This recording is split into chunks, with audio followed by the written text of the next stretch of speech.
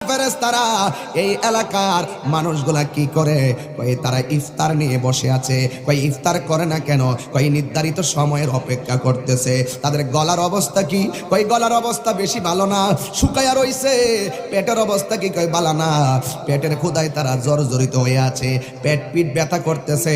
আল্লাহ তখন ডাক দিয়া বলবে, ফেরেশতারা এদের সামনে খাবার আছে, পানি আছে, কিন্তু গলা শুকায় রয়েছে, পানি পান করে না কেন?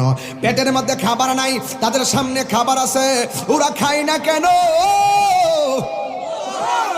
এবার আল্লাহর কাছে ফেরেশতারা বলবে, আল্লাহ এরা খায় না একটা কারণে, নির্ধারিত টাইমের আগে রোজা ভাঙলে তুমি আল্লাহ মারবা, নির্ধারিত টাইমের আগে রোজা ভাঙলে তুমি আল্লাহ শাস্তি দিবা। আল্লাহ ডাক দিয়া বলেন, ফেরেশতারা রে, ও ফেরেশতারা, আমার বান্দারা আমার ডরে খায় না, কিন্তু